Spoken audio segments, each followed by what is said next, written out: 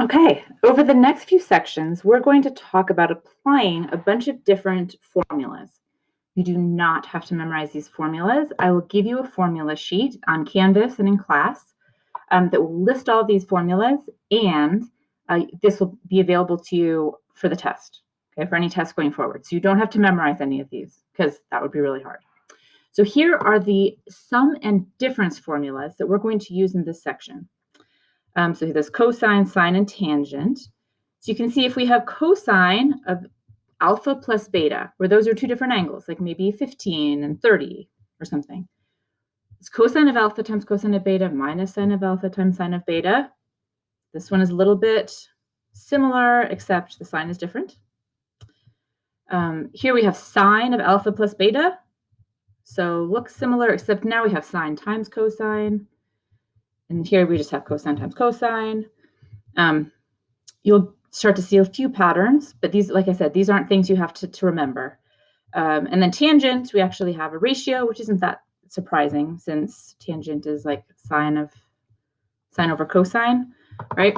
So you'll always have access to these equations in the textbook or any place. I'm sure if you Googled on the internet, you can find where these come from. There's a derivation. I went back and forth about deciding if I should include it in this, but you'll never need to know it for this class. So if you're curious, which I hope you are, you can take a look. It's something you can follow. It just uses the distance formula, but it's not something that I will expect you to ever recreate. So I thought, let's not worry about it. Okay, so you're just going to need to be able to apply these 6 formulas when you have access to them. One thing to consider is these cofunctions. Remember, we've talked about cofunctions before, that sine and cosine are cofunctions, secant and cosecant, and tangent and cotangent. Oops. Here we go. So if we look at cosine of pi halves minus 2, here, so this would be like on the last slide, applying the formula for cosine of alpha minus beta. Here's our alpha, here's our beta. So it'd be cosine of alpha, or pi halves, times cosine of theta, plus sine of pi halves times sine of theta. Well, we know what these are. Cosine of pi halves and sine of pi halves. This is 0, and this is 1. So this is just equal to sine of theta. So we could do something similar with all of these cofunction equations if we wanted to use these sum and difference formulas. I don't know why you'd have to do that, to be honest, but your textbook mentioned it, so I thought I would share that with you. So what I want to do is just go through a bunch of examples where we apply these formulas. All right, so let's look at this first example. So use the formula for the cosine. Let's make this so you can see it. For the cosine of the difference of two angles, find the exact value of this. So if we were to go ahead and find a common denominator and subtract these, you're not going to have an angle that you know the exact formula for, or the exact value for cosine of that angle. It's not one of our reference angles. So we are going to apply this formula here. So we have cosine, this is our alpha, and this is our beta. So let's see, we're going to use this formula here because we have a difference, cosine of alpha minus beta. So it's going to be cosine of 5 pi fourths times cosine of pi 6 plus sine of 5 pi fourths times sine of pi 6. And how do we know these? Yes, these are all reference angles. So anytime we ask you to do this, you'll be able to break it into reference angles, and we know the values for these, right? Cosine of 5 pi fourths. Let's just think. 5 pi fourths. So here's 1, 2, 3, 4 fourths, 5 fourths. So we're over here. This is 45, or this is pi fourths, right? Okay, so cosine of pi fourths is going to be negative in that quadrant, and cosine of pi fourths is square root of 2 over 2. Cosine of pi 6 is over here. So here's pi 6. Cosine of pi 6 is square root of 3 over 2. Plus sine of 5 pi fourths. Ooh, and this is going to be negative. Sine of 5 pi fourths is going to be square root of 2 over 2, and it's also negative. And sine of pi 6 is 1/2. Okay, so what do we get? We have square root of negative square root of 2 times square root of 6 minus square root of 2 all over 4. Can we simplify this at all? Well, square root of 6 we could write as square root of 2 times square root of 3 minus square root of 2 all over 4. So this is just going to become 2. So we could write this a bunch of different ways. We could write this as minus 2 times the square root of 3 minus square root of 2 all over 4. We could split this up and write this as minus square root of 3 over 2 minus square root of 2 over 4. But this is all just algebra, right? This is the key. It's applying, recognizing, aha, this is a cosine of a difference of angles. I'm going to use this equation. You just have to look at the equation on the equation sheet.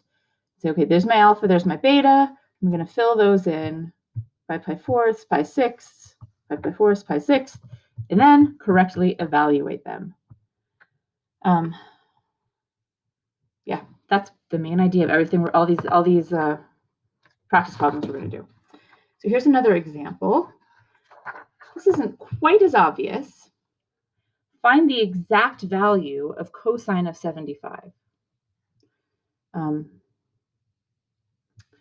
and you can see, oh, look, what did I do? Look, I did this wrong. I'm sure you all noticed. It's not square root of 6 over 2. It's square root of 3 over 2. So it's square root of 6.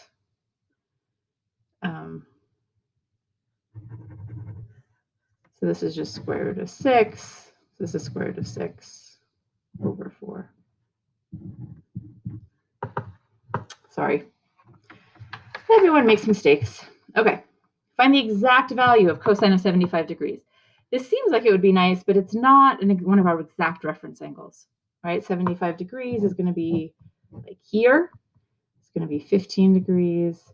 So is there a way that we could write this as a sum or difference of angles that we do know? Yeah, kind of. What if we wrote this cosine of 75 degrees? What if we wrote this as cosine of 60 degrees plus 15 degrees? Does that work? 15 actually isn't one that we know. We're going to use that a lot. So no, can't use that. What about 40 degrees plus 35 degrees? Oh, wait, 45 degrees plus 30 degrees. Yes, those are two reference angles, if you can read them, 45 and 30. Okay. All right, so now let's go back up here. Cosine of alpha plus beta. Okay, so this is going to equal cosine of 45 degrees times cosine of 30 degrees minus sine of 45 degrees times sine of 30 degrees. Okay, these are all in quadrant 1, so that's really nice. Cosine of 45 is square root of 2 over 2. Cosine of 30 degrees is, that's pi 6, so that's square root of 2 over 2, square root of 3 over 2, minus sine of 45 is square root of 2 over 2, and sine of 30 degrees is 1/2. Okay, so you have square root of 6 minus square root of 2 all over 4. To do it right, is that the answer they got? Yes. So look, these are very similar, but not exactly the same, right? They're off by a negative sign, because negative signs matter. Okay, let's keep going with some examples here.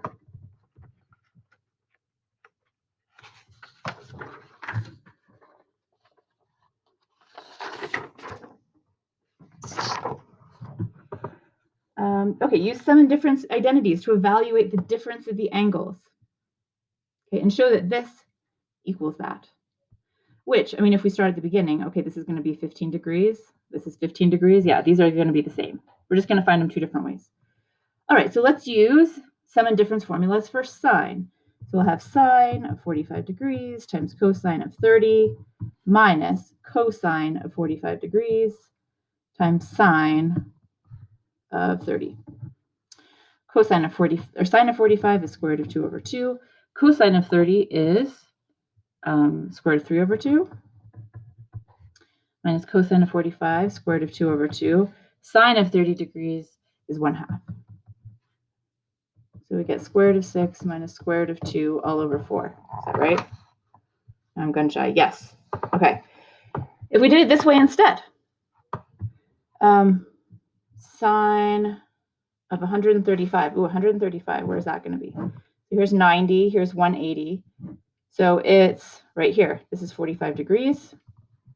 This is obviously going to be trickier, just because you have to keep track of sines here. All right. So sine of 100. So sine of 135 minus 120. So we're going to have sine of 135 times cosine of 120 minus cosine of 135 times sine of 120.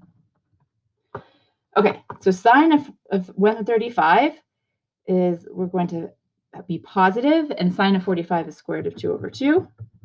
Cosine of 120 is going to be like here. Our reference angle is 60. Okay, so cosine of 60 is square root of 1/2, right? Yes. And it's going to be negative. Minus cosine of 135. So cosine of 45 degrees is square root of 2 over 2, but in this quadrant, cosine is negative. Sine of 120 degrees, so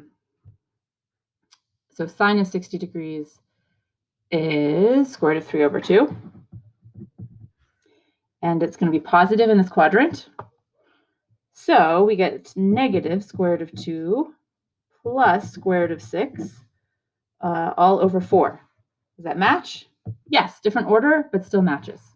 Okay, so we can conclude this is the sine of 15 degrees. Right? These were two different ways. These were two different ways that we calculated the sine of 15 degrees. We're going to have more equations with different ways we could calculate sine of 15 degrees. Okay, let's do another example. Let's not do that one because I'm actually not going to ask you a question like that. Let's do one for tangent. Find the exact value of tangent of pi 6 plus pi 4ths.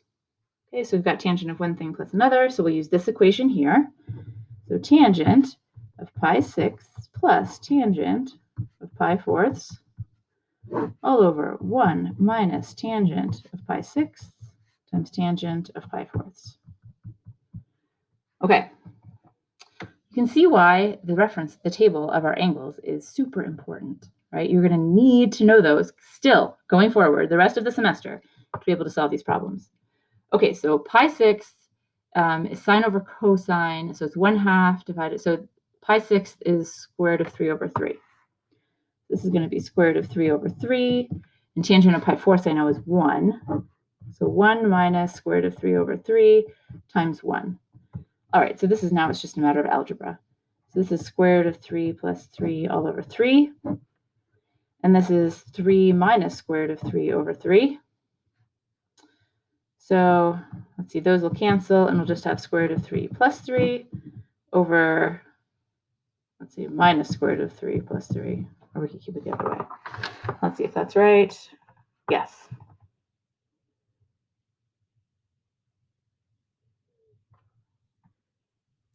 Oh, they rationalize the denominator. Should we do it? Let's do it to practice. All right, let's rationalize the denominator.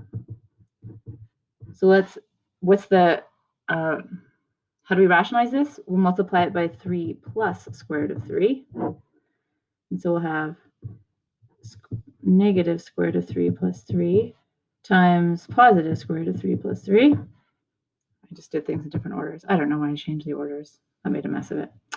Okay, so here I'm going to have 3 times square root of 3 plus 9 plus 3 plus 3 times the square root of 3.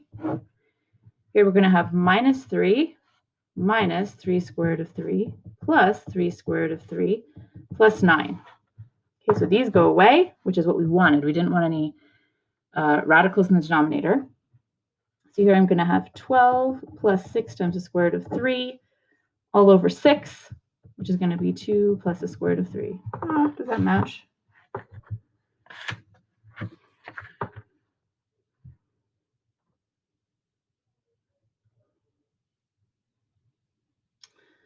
Oh, what did I do wrong? Nothing. How did I get something different? I don't think I did. I think that I just rationalized this. It is possible that I made a different mistake in my signs here, and it's probably not worth our time to go back and find it. But if it was you, you totally should go back and find it. This is like the luxury of being a teacher. You can just be like, yeah, I just made a mistake somewhere. But it actually makes a difference. So if you can find my mistake, let me know, and I'll give you like, I don't know, a few extra credit points or something. Okay? All right. All right, let's do another example. Get another paper here. All right, so given that sine of alpha is 3/5 and alpha is between 0 and pi halves, okay, so we're in quadrant 1, and cosine of beta equals -5/13, and beta is between pi and 3 pi halves.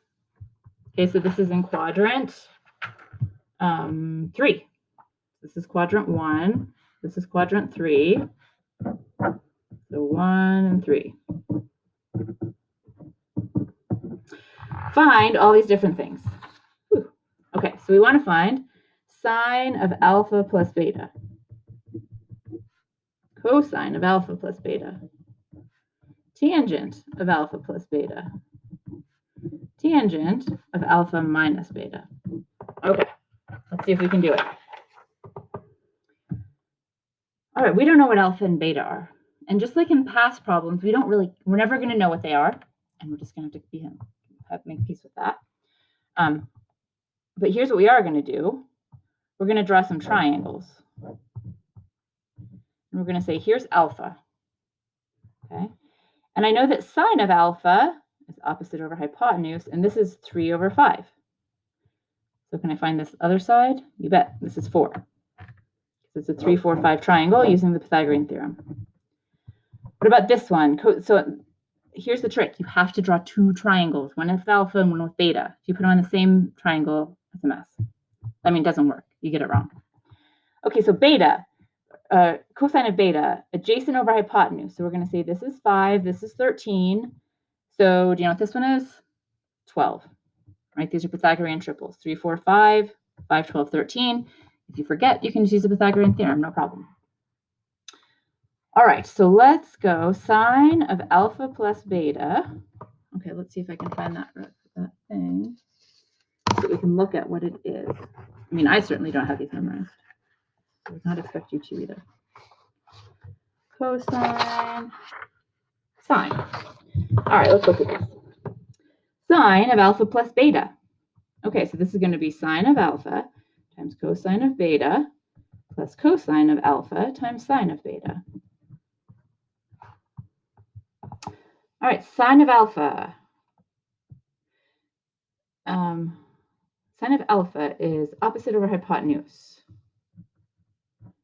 And in quadrant 2, so alpha is in quadrant 1. So everything is positive in quadrant 1. For beta, we've got to be careful. Cosine of beta is going to be adjacent over hypotenuse. They tell us cosine of beta is -5/13. Cosine of alpha, adjacent over hypotenuse. And alpha is in quadrant 1, so cosine is positive. Sine of beta is opposite over hypotenuse. And we're in quadrant 3, so sine is negative. So it's going to be -12/13. So what do we get? -3/13 minus 48 over 65, something like that. And if we just wanted to, we could find the common denominator or not. All right. Do you think we should go through these? Let's go through one more. Let's choose one of the tangent ones. Okay, we're going to still, for all of these, we're going to use these same triangles. Okay. I mean, we could even write this out if we wanted to, right? We could say sine of alpha, they tell us is 3/5. Cosine of alpha, we figure out is 4/5. Tangent of alpha is 3/4, right? Opposite over hypotenuse, and they're all positive because we're in quadrant 1. How about sine of beta? Sine of beta is going to be negative 12/13 because we're in quadrant 3. Cosine of beta, they tell us, is negative 5/13. And tangent of beta is 12/5, and it's going to be positive because we're in quadrant 3. Right? So if we want to, we can write all these out, and then we just don't have to keep figuring them out. We just have those to refer to. So if we wanted to find tangent, it's a fun game of Gina finding the paper. Okay. Tangent of, what should we do? Let's do this one. Tangent of alpha plus beta.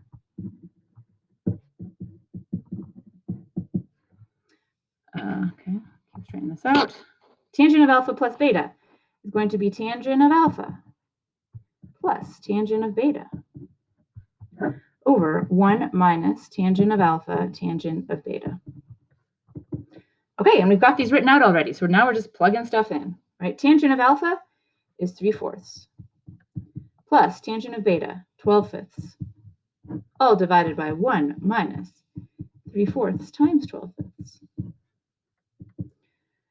Okay, let's use a common denominator. This is going to be 15 plus 48 all over 20. And this is going to be 1 minus 36/20. Okay, so 15 plus 48 is 63/20. Divided by 20 minus 36 is going to be minus 16/20. So we'll get negative 63/16. Ooh, let's see if we got it right. Let's see if I can find the problem again. Maybe not. It'll be a mystery. Did we get it right or not? We'll never know. Okay. Well, let's trust ourselves, right? We're pretty good at this stuff. I feel like this is a good answer. So in your textbook, it will go through all of these and tell you if I got the right answer, or maybe you saw if I messed up a sign somewhere or added my fractions wrong. That's possible. All right, there's one more thing I want to do. So sometimes we're not going to have numbers, and we're going to verify identities. So let me find one of these. These aren't too bad. These are going to be very similar to what we did in the last section. Verify this. Sine of alpha plus beta plus sine of alpha minus beta equals 2 sine alpha cosine beta. Okay. All right, so we're going to start with the complicated side, just like we did in the last section. And here's our relevant equations.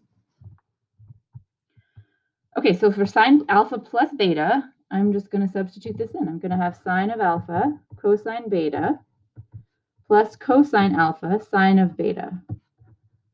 Right, I just substitute that in for sine plus of alpha plus beta. Okay, and now I'm going to substitute this for this. So I'll have plus sine of alpha cosine of beta minus cosine of alpha sine of beta. And let's see, these cancel. I have a plus and a minus of the same thing. And I have 2 of these, so voila, 2 sine of alpha cosine of beta. It's not any more difficult than that. That's what they wanted us to verify right here, right? So basically for these, you're going to look at the identity, you're going to look at the formula, look at the most complicated side, and substitute that back in. You have to do a little bit of like adding or subtracting, combining terms to get the equation that they're asking you to verify. Let's do one more. Verify this equation. Sine of alpha minus beta over cosine of alpha cosine of beta equals this, tangent of A minus tangent of B. Okay, so these are formulas. Sine of alpha minus beta is right here. So I'm just going to write, okay, this is sine of alpha cosine beta minus cosine of alpha sine of beta. divided by cosine of alpha, cosine of beta. What should I do? Well, I'm going to look at the thing I want it to look like is one thing minus another. So maybe it'd be better if I had two terms here. Right? So maybe I'm going to split this up. I'm going to say sine of alpha cosine of beta divided by cosine of alpha cosine of beta minus cosine of alpha sine of beta over cosine of alpha cosine of beta. Okay, well, this looks like it's a good idea because these cosines cancel and these cosines cancel, and I have sine over cosine. This is just tangent of alpha. And sine over cosine, this is tangent of beta. And that's what we wanted to verify. Okay, so what should we do? We started with the complicated side. We used one of our equations. And then we had to use some intuition. We had to divide this into each of these terms. And then that turned out to be the right track, right? Because these canceled, and we got what we were trying to verify. All right, so those are sum and difference properties. Those are the kinds of questions you're going to have to answer. Let me know what questions you have.